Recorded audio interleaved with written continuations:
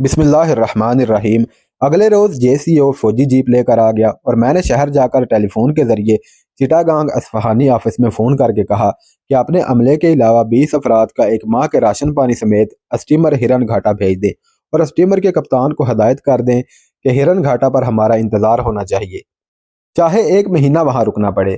Phone करने के बाद मैंने कुछ डॉलर बांग्लादेशी करेंसी में तब्दील करवाए। साथियों ने अपनी ज़रूरियात की अशिया की लिस्ट मुझे दे दी थी। मैंने वो सारा सामान खरीदा और चंद गैर मुल्की रसाले लेकर कैंट वापस आ गया। आइंदा चंद रोज़ के लिए हम सब गेस्ट हाउस से बाहर ना निकले। मुजम्मल हर सुबह फ़ोन करके हैरियत दरियाफ्त करता और शाम को गेस्ट हाउस में हमारे पास आ जाता। उसकी खलना छावनी में सीनियरिटी के लिहाज से दूसरी पोजीशन थी। उसकी हर रोज़ आमद और हमारे ब्रिगेडियर के मेहमान के तारुफ से इंतज़ामिया हमारी बहुत इज्जत करने लगी और खाने हमसे पूछ कर तैयार किए जाते। एक रोज़ मैं अकेला ही शहर आ गया और लोहे की 4 इंच लंबी और खासी मोटी कीलें खरीद कर वेल्डिंग की एक दुकान से 3-3 कीलों को मुख्तलिफ अतराफ में रखवा कर उनके सिरों को यकजा करके वेल्ड करवाया। मैंने ऐसे 20 सेट बनवाए।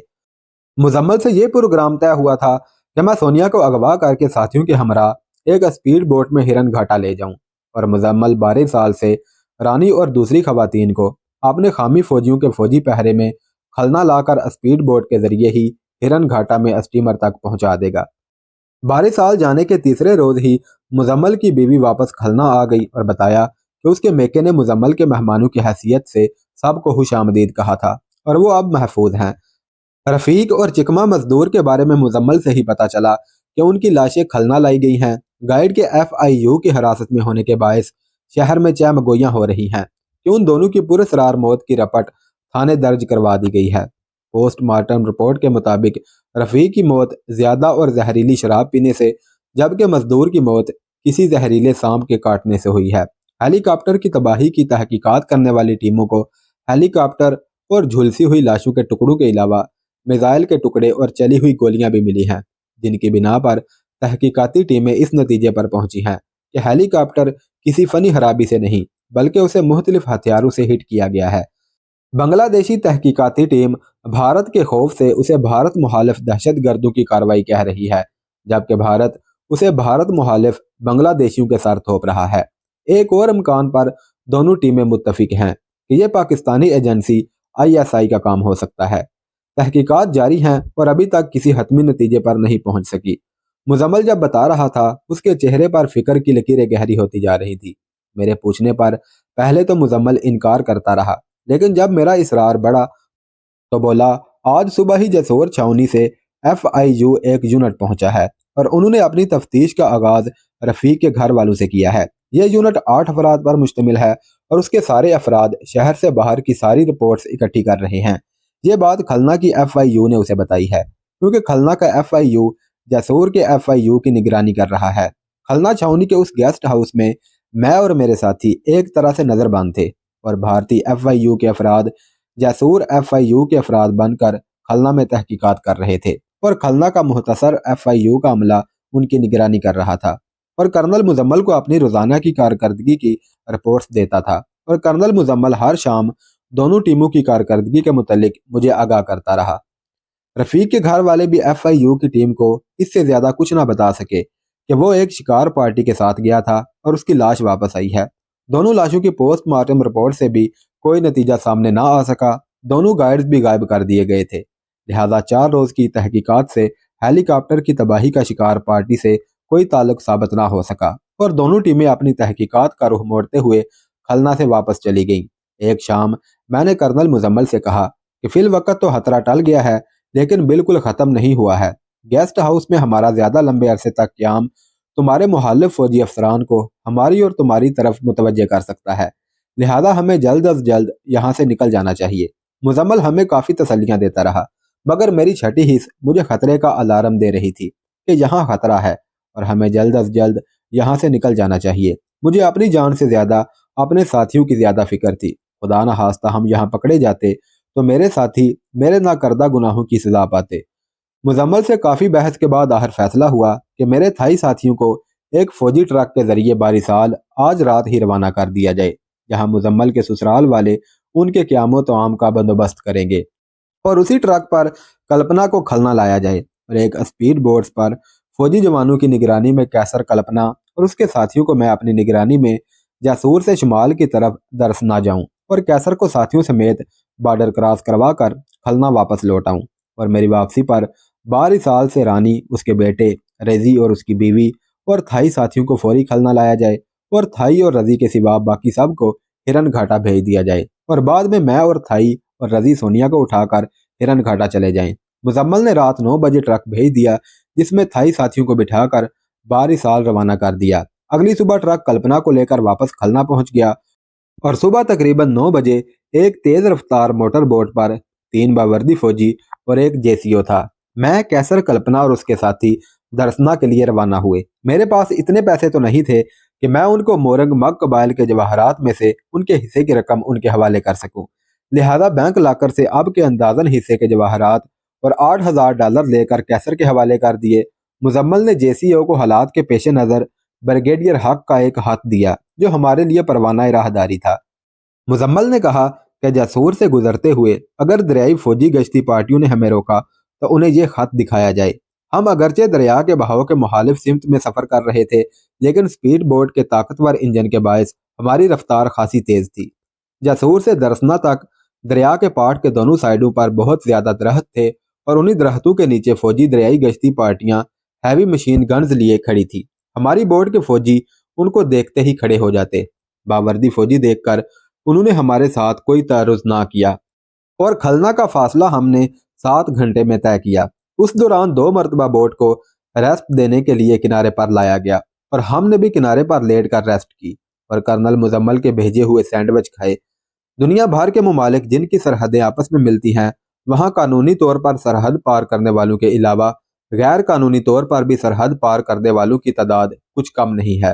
وہاں کے مقامی لوگ نہ صرف اجرت لے کر محفوظ پوائنٹس تک لے جاتے ہیں، بلکہ زیادہ اجرت لے کر سرحد پار کروا کر کسی بھی زیادہ محفوظ اور بہتر جگہ پر چھوڑنے کے لیے ساتھ بھی چلے جاتے ہیں۔ دونوں طرف کے بارڈر پر موجود سیکیورٹی فورسز سے بھی ان کے تعلقات ہوتے ہیں، اور روپیہ لے کر یہ بارڈر سیکیورٹی فورسز والے اپنی آنکھیں اور کان بند کر لیتے ہیں۔ رضی نے بھی شام تک 2 ایسے مقامی آدمی تلاش کر لیے جنہوں نے میرے ساتھیوں کو بھارتی بارڈر کراس کروانے والے بھارتی قصبے شانتی پور تک پہنچانے کی ذمہ داری بھی قبول کر لی۔ دونوں کی اجرت بما سیکیورٹی فورسز کے منہ بند کرنے کے لیے $1,000 طے ہوئی۔ درسنا سے بارڈر صرف 4 کلومیٹر ہے۔ شام 7 بجے کیسر اور اس کے ساتھی مجھے گلے ملے اور الوداع ہوئے۔ ان سے الوداعی ملاقات میں ہم سب کی آنکھیں آنسوؤں سے تر ہو گئی۔ مجھے ان سے جدا ہو کر یوں لگ رہا تھا کہ جیسے میں بالکل تنہا رہ گیا ہوں۔ کیسر کو میں نے کہا کہ شانتی پور پہنچ کر اپنی حیریت کا تار کرنل مزمل کے گھر کے ایڈریس پر بھیج دے۔ پروگرام کے مطابق کیسر نے اپنے ایک ساتھی کے ساتھ کلپنا کو چھوڑنے دارجلنگ جانا تھا، اور اس کے باقی ساتھیوں نے دہلی کا رخ کرنا تھا۔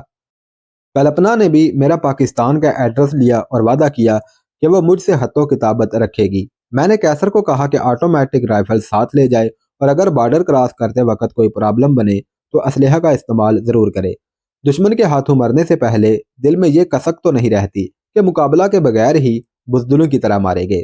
الغرض ان کو رخصت کر کے میں نے اسی جگہ چند گھنٹے رکنے کا فیصلہ کیا، کیونکہ بارڈر کراس کروانے والے دونوں آدمی اپنے ایک اور ساتھی کو اپنے ہمراہ لے جا رہے تھے، جس نے بارڈر کراس کروا کر انڈین فورس سے محفوظ ہونے کے بعد کیسر کا ایک رکا مجھے لا کر دینا تھا۔ صبح 4 بجے کے قریب وہ شخص واپس لوٹا اور مجھے کیسر کا رکا دیا، جس میں اس نے لکھا تھا کہ وہ بخیر و عافیت سیف زون میں پہنچ گئے ہیں اور انہیں کوئی دقت پیش نہیں آئی۔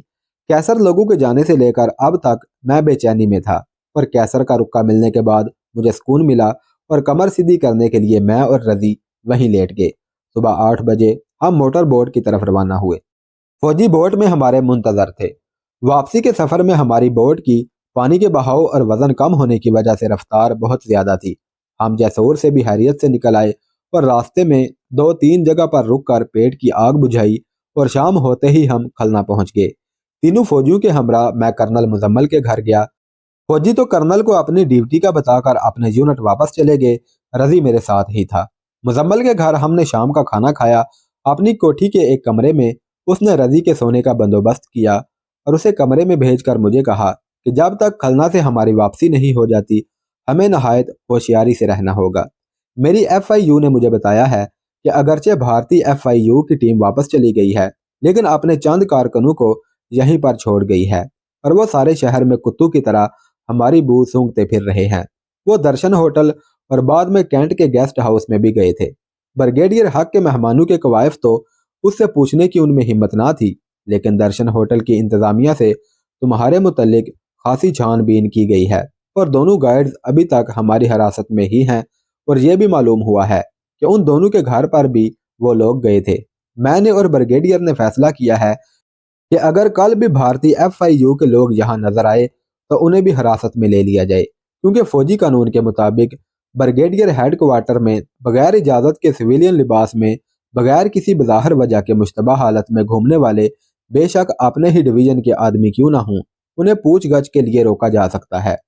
آج ہمارے حامی افسران کی اہم میٹنگ رکھی گئی ہے کیونکہ ہمیں خدشہ ہے کہ جسور چھاونی والے بھارتی ہیلی کاپٹر کی اپنی حدود میں تباہی سے ہراساں ہو کر بغیر کسی معقول شہادت کے سارا الزام ہم پر ہی نہ تھوپ دیں۔ مزمل نے بات ختم کرتے ہوئے پھر مجھے کہا، لیکن گھبرانے اور فکر کرنے کی ضرورت نہیں ہے۔ رضی بنگلہ دیش کا شہری ہے اور وہ کسی وقت کہیں بھی جا سکتا ہے، لیکن کسی بھی قسم کا رسک نہ لیتے ہوئے ہم اگر دونوں اسی کے گھر میں رہیں تو زیادہ بہتر رہے گا۔ اپنی کوٹھی کے مہمان خانے میں مجھے چھوڑ کر مزمل چلا گیا۔ میں نے حساب لگایا کہ سونیا کے چرچ جانے میں بھی ابھی 5 دن باقی تھے اور یہی ایک موقع تھا کہ ہم سونیا کو آسانی سے اٹھا سکتے تھے۔ خانقاہ پر دعویٰ بولنے اور سونیا کو وہاں سے اٹھانے کے لیے اب میرے پاس وسائل بہت کم تھے، یوں کہہ لیں کہ تھے ہی نہیں۔ کیسر لوگ چلے گئے تھے اور تھائی بارسال میں تھے۔ ادھر میرے ساتھ بس رضی تھا۔ خانقاہ پر دھاوا بولنے سے پوری عیسائی دنیا بنگلہ دیش کے خلاف اٹھ کھڑی ہوتی۔ چرچ سے خانقاہ کے واپسی کے راستے پر سونیا کا اغوا کسی شخص کی ذاتی حرکت سمجھی جاتی اور مقامی انتظامیہ ہی اپنے محدود وسائل کے ساتھ اس واقعہ کی تفتیش کرتی۔ ہمارا منصوبہ اگرچہ کم خطرناک تھا، لیکن اگر کوئی ہوشیار ضلعی حاکم خلنا میں داخل اور باہر جانے والے دریائی راستوں کی ناکہ بندی ہی کر دیتا تو ہمارا بچ نکلنا محال تھا۔ میں اس منصوبہ بندی کو آخری ٹچ دیتے ہوئے سو گیا اور صبح کرنل مزمل کو کہا کہ میرے تھائی ساتھیوں کو پرسوں واپس بلوا لے اور خواتین کو کہہ بھیجے کہ بالکل تیاری کی حالت میں رہیں۔ انہیں کسی بھی وقت کھلنا آنا اور ہرن گھاٹا پہنچنا ہوگا۔ مزمل نے میرے کہنے پر اپنے ایک بااعتماد JCO کو بھیجا جس کے ساتھ میں نے شہر جا کر بینک لاکر سے جواہرات اور رقم نکال لی۔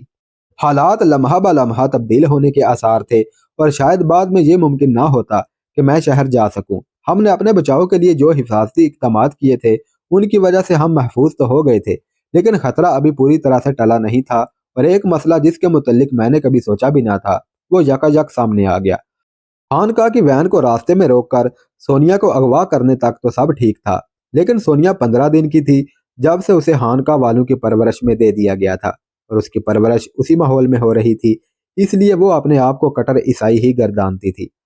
ہم نے اپنے پروگرام میں اس بات کو نظر انداز کر دیا تھا کہ وین سے اٹھاتے وقت سب سے زیادہ مخالفت سونیا نہیں کرنی تھی۔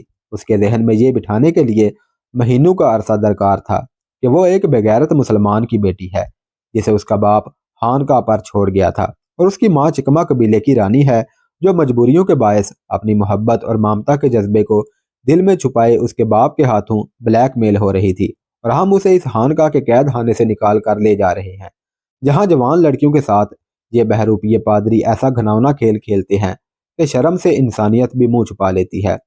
سونیا اتنی چھوٹی اور معصوم بچی تھی کہ اس کو چپ رکھنے کے لیے اس پر کوئی سختی بھی نہیں کر سکتے تھے۔ میں خود نہیں چاہتا تھا کہ سونیا کو خانقاہ کے پرامن ماحول سے نکالنے کے لیے یا بعد میں اسے کسی ایسے زبردستی کے ماحول سے گزرنا پڑے کہ وہ متنفر ہی ہو جائے۔ اس کے علاوہ ہمیں ایک گاڑی کی بھی ضرورت تھی۔ خلنا میں ان دنوں ٹوٹل 15-20 گاڑیاں تھیں اور کوئی ایک بھی ٹیکسی نہیں تھی، اور پھر ہرن گھاٹا تک پہنچنے کے لیے سونیا کی سخت نگرانی بھی کرنا تھی تاکہ وہ شور مچا کر لوگوں کو اکٹھا کر کے ہماری کسٹڈی سے نکلنے کی کوشش نہ کرے۔